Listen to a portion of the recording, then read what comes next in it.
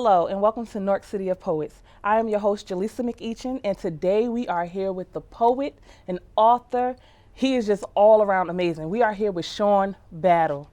Welcome to the Thank you show. for having me. Thank you for having me, and thank you, Newark City of Poets, for all the work that you've done so far this season.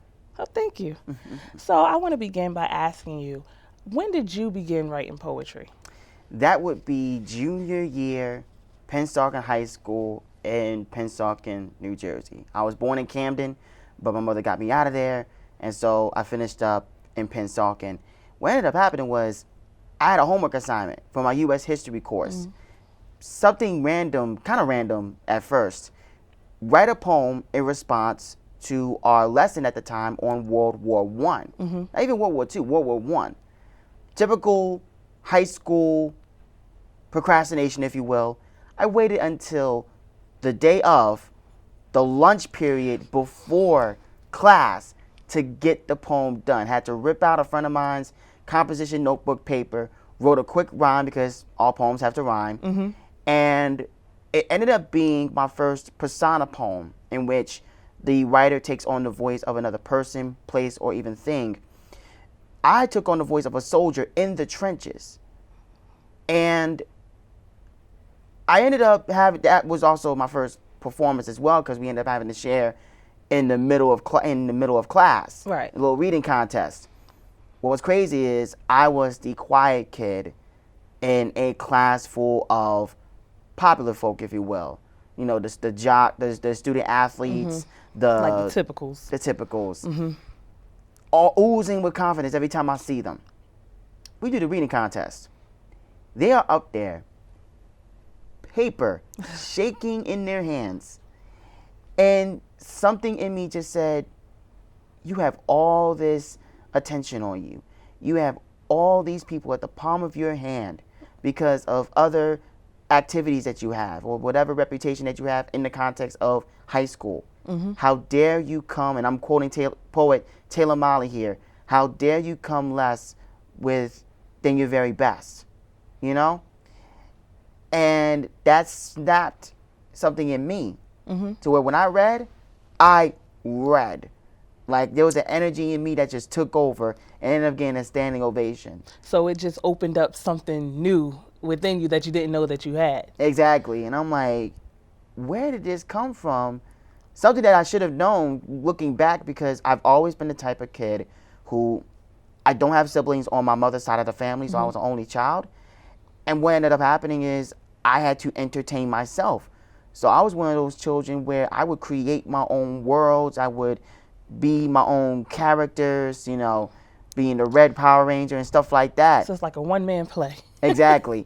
A precursor to everything that's led up to this point. I even say now, I write to create a world when it feels like I don't belong anywhere else. And that's important because, you know, there are a lot of children that feel like they don't belong.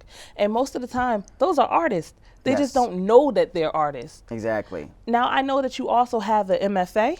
Yes. Do you believe that it's important for all creative writers to obtain that degree?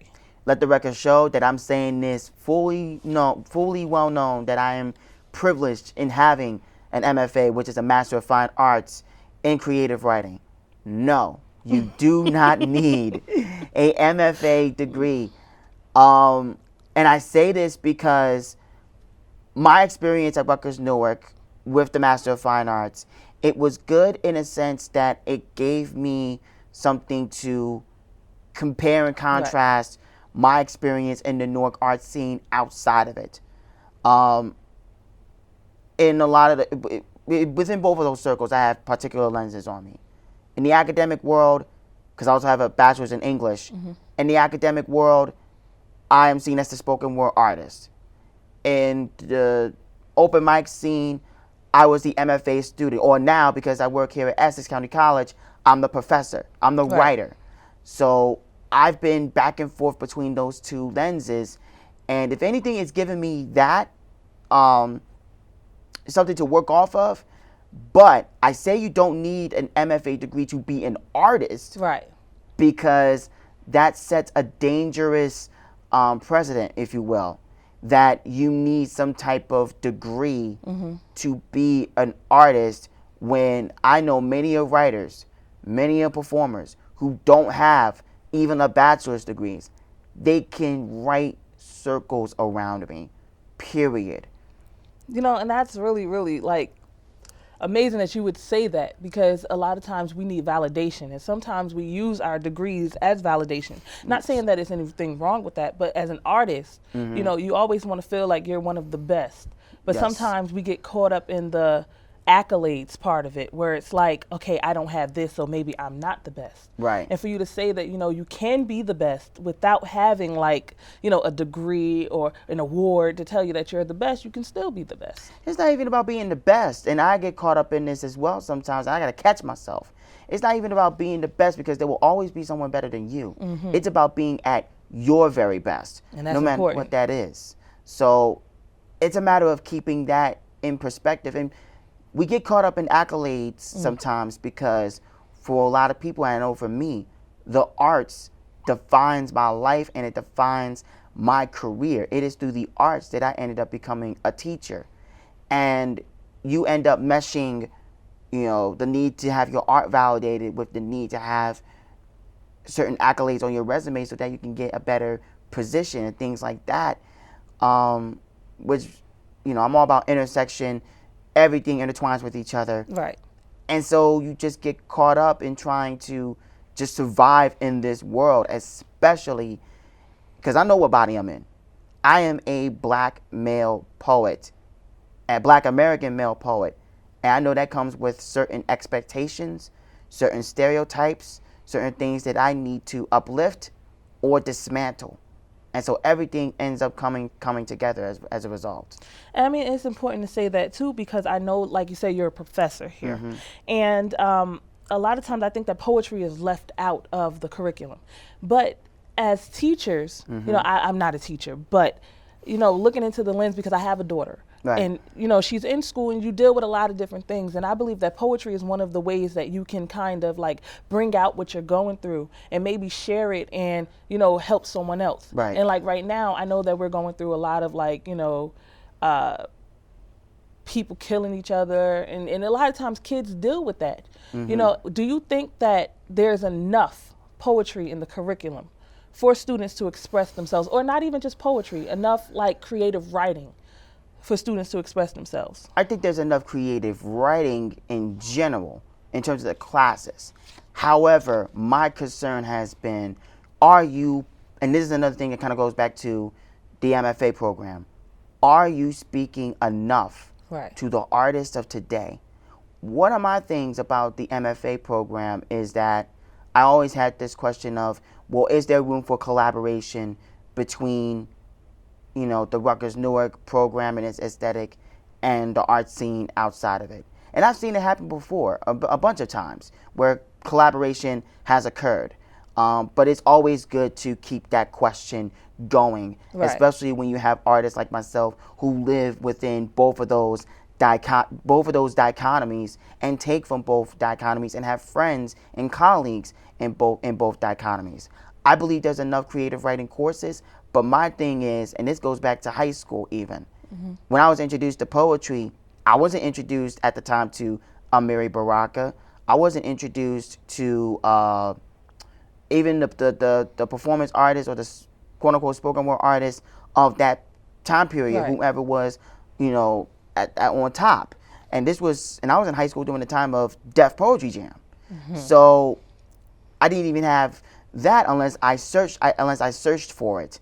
So it was a matter of, and this is why I keep in mind as well, am I able to expose my students or expose those who want to learn from me to the artists of today? It is very important that people see that poetry did not stop in the Black arts movement. It did not stop in the late 90s, that it is still going on, especially as a Black artist, especially as a Black person who needs to see their stories, you know, out there on that page, because a lot of times representation is the only thing. And it's important that you mentioned collaboration too, because a lot of times artists do feel like, you know, they can't work with other people because they don't want to step on somebody or they don't want to steal someone's shine. But I believe like it's a picture that's out there of Maya Angelou and Amiri Baraka, and they're dancing together in the Schomburg Center. On a portion of where a portion of Langston Hughes' ashes lie. In fact, that circle is the Rivers exhibit, which is based on his poem "The Negro Speaks of Rivers." Yes.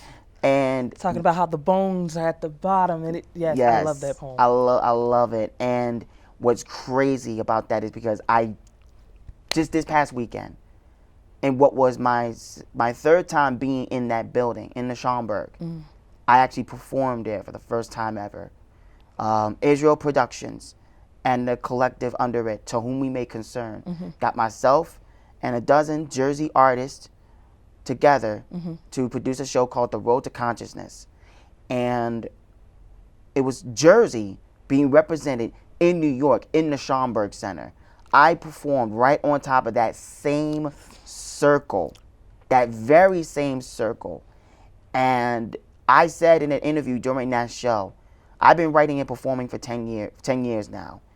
To have that moment, after everything that I've been through, after everything that has been sacrificed for artists like me to exist right here, right now, if that is not a perfect alignment, I don't know what is. And it's funny that you mentioned like being in that same spot that Maya Angelou and Amiri Baraka was in. You were also a guest at the what do you call it, the Geraldine R. Dodge Poetry Festival, Yes. which is a poetry festival that brings artists and poets from around the world Yes. to Newark, New Jersey. You know, how did it feel to be there and just know that there were so many greats there before this great got there?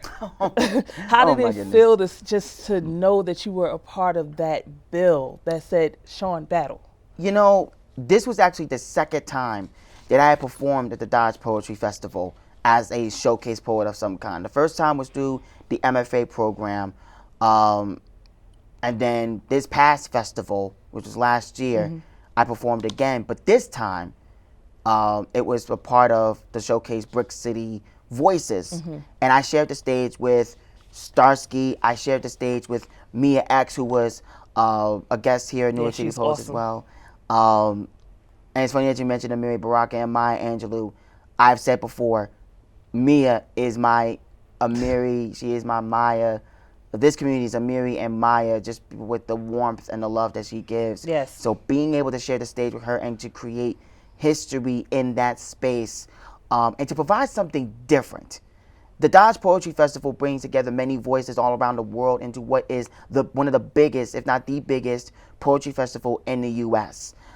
And to know that, yes, this is being hosted in Newark, but it is important to have those local voices be showcased on some level, because it needs to be known when that festival leaves, the poetry is still being done, the work is still being done. And so, and seeds are still being planted too. Exactly. Yeah. So it's just important that we get those opportunities and we strive for more. I want that main stage. I want that central stage. That's what I'm aiming for right now. This was the beginning, and I got to keep going as well as my colleagues. Now, I know that you were saying something, because we're going to switch a little bit of gears. You wrote this poem that is something that like touched me when I first heard the poem, and it's called Black and Blue. Yes. Now, I know this is like one of your signature pieces, and I love this poem because it's so real. Yes. Tell me about how you put this poem together, because the wording in this poem it's crazy. Like, and it speaks truth to life. Well, first off, the form is an expansion of a form that is still young per se. It's called a bop poem. It was created by the poet Afaa Michael Weaver through him teaching at a retreat, a well-known black poetry retreat known as Cave Canem. And the form basically, it comes from, first off, the name comes from what is known, what old Baltimore slang that describes a person's walk or a man's walk. And he has gone on record to saying, Afaa Michael Weaver has gone on record to say that the bop is to play the score of what it means for a poet to be, what it means to exist.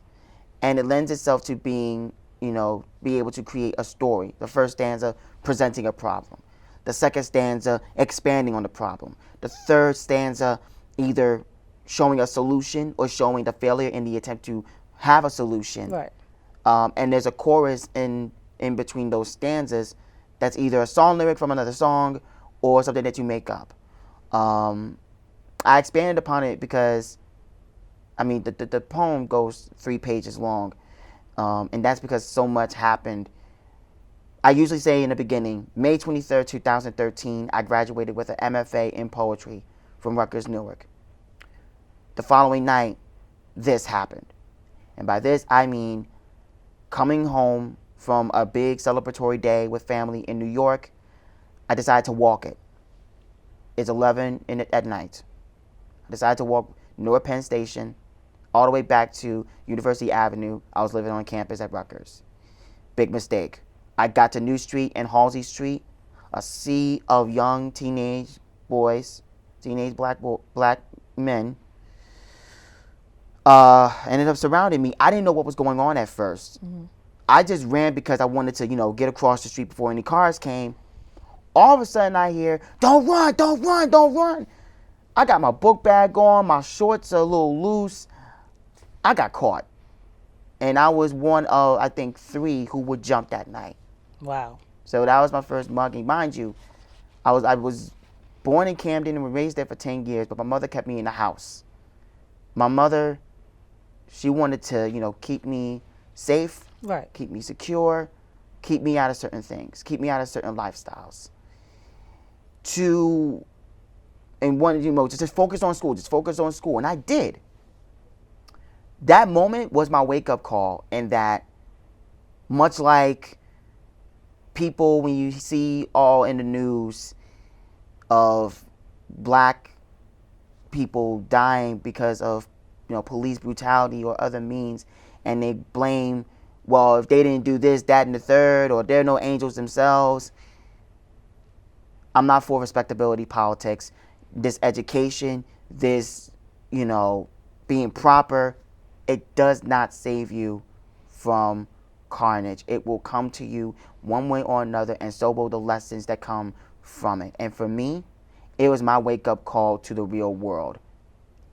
When I wrote Black and Blue, my eye was still swollen. My iris was still swollen. I was sensitive to light. And I just had to fight through the pain. I had to write just to make sense of what was going on. And so when I wrote the poem, what was my MFA thesis, mm-hmm. The Forest of Bricks, which is now my book, it became, when I added that poem in there, it changed the whole collection. Because I realized, it crystallized what I was trying to say. That no matter how privileged one may be in some way, shape, or form, there will be pain, there will be anguish, there will be strife that you have to deal with in order for you to grow as a person and realize certain things. And that's important because there are a lot of people that don't live in certain situations. You have suburban people who don't know what's going on in the inner city, as well as you have inner city people who have no idea what's mm-hmm. going on in suburbia. Right. So I really do think that that's an important part, that you have to be aware of what's going on in all parts of this world, all parts of your state, all parts of your county. Yes. And I really think that is important. And as you said, you mentioned Forest of Bricks. So what does that title mean to you? It's a combination of a call to Newark's nickname, Brick City, as well as a play on the old trope of the concrete jungle.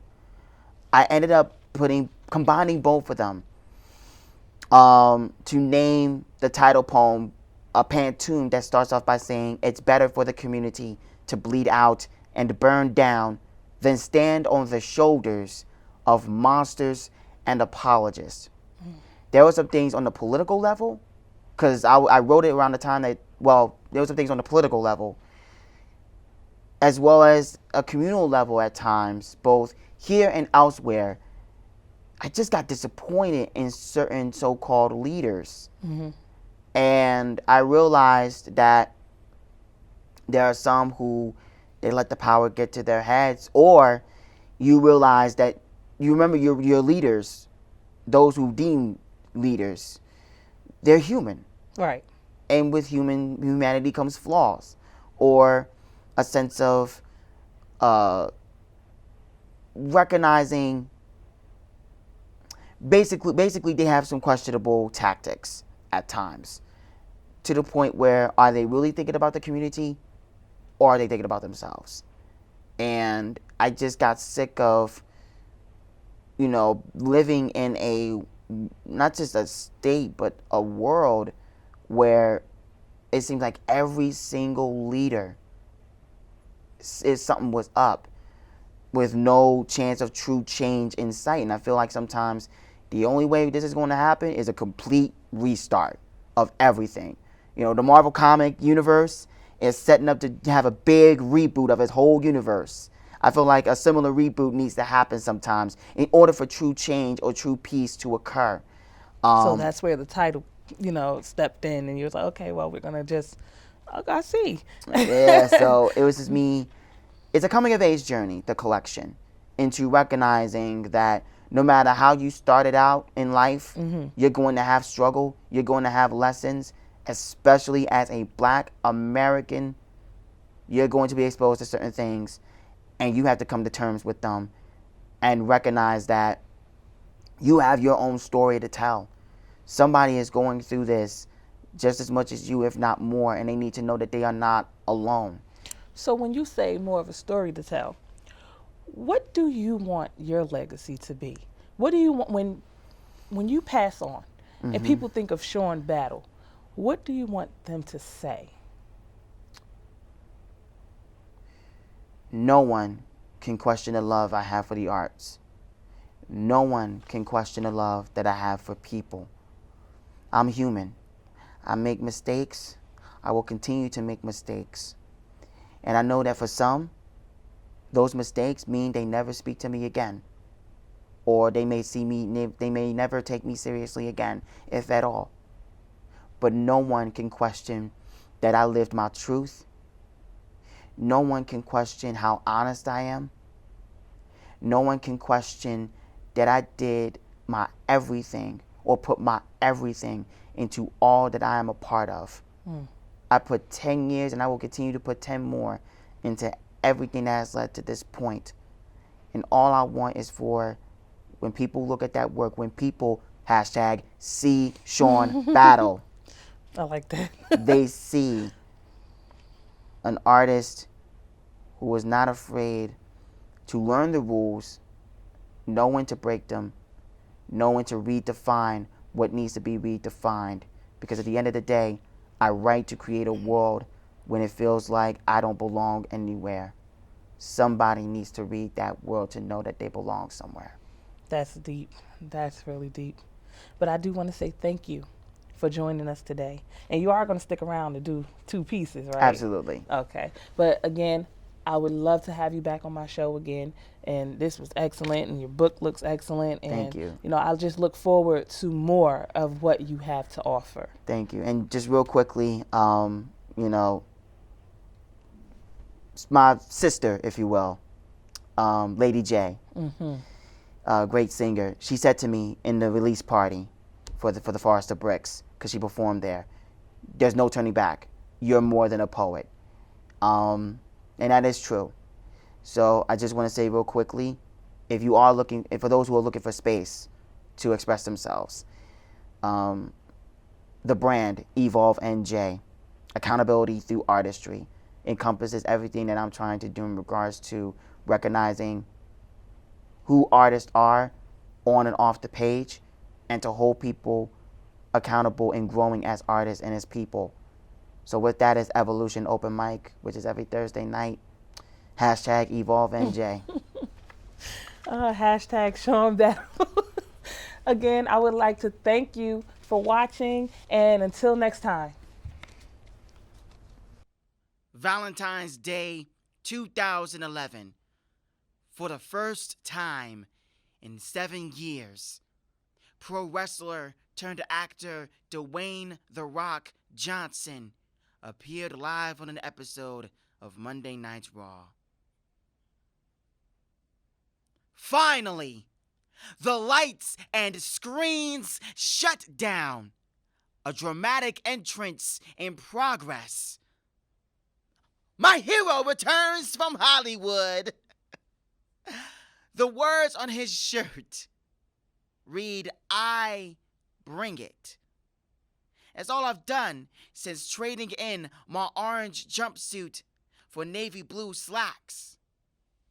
I bring it to every single person who knows I will be locked up again.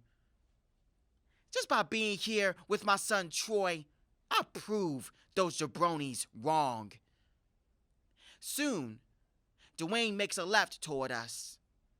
He opens his famous palm and makes friction with my boy's hair, as if to plant seeds of electricity near his imagination. Troy flashes a tickled smile as Dwayne gives his speech to the millions and millions of fans. Some who think, this better be an apology for choosing movies over us. I'm not one of them. Too focused on the last time my son saw me at the halfway house. I told him, when able, I would take him to a live wrestling show. Neither of us expected to witness history tonight, but now Troy has 2 father figures at an age where Dwayne was my only. Hopefully, this is a sign Troy will not lose 5 years of sunlight, drunk punching cops who pull him over. Dwayne tells the crowd what I plan to show Troy, how he is grateful many love him still, how he promises to never, and this, Father, means ever, go away again.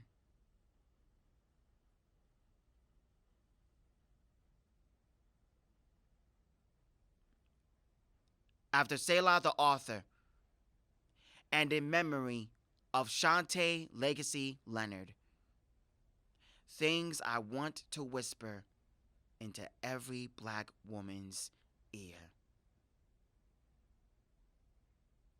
I am sorry for every bit of betrayal forced on us by overseers, continued by willing hands which look like ours. The whispers given to me by matriarchs of melanin like you fall short in being reciprocated. Our village left lopsided in love given. So swift you are to comfort all into healing, no matter the medicine's taste. Composition, thick like skin against time, no crack in sight. You hold on to holding on till family is fed in body and spirit. When us black men lift off, you've been there to catch us as we land like rocks breaking through the atmosphere. More than reproduction, I dare not deem you female. You are human. You are woman. Poke your eyes, they water. See our children be poked by bullets. Your nails become daggers. Elevation means recognizing the foes you face inside and outside our ranks. From this, you love enough to hold all accountable. Dare not allow activists to throw the N-word in the coffin without making room for the B-word. No name shall be given to you in which consent was not given by you, not even the one on your birth certificate. To enter a home, honor its customs. Wherever you reside, your life is your home.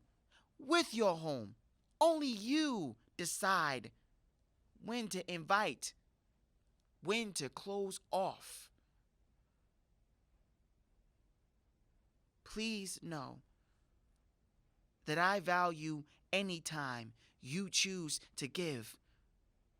Lioness of the diasporic dark, you are the true crown maker, the real ruler, commanding protection of kingly roars with every hunt you lead. I speak of this to say thank you and to pledge that I will keep my end of the promise to evolve our circles together. Baby, without your energy, balance is impossible.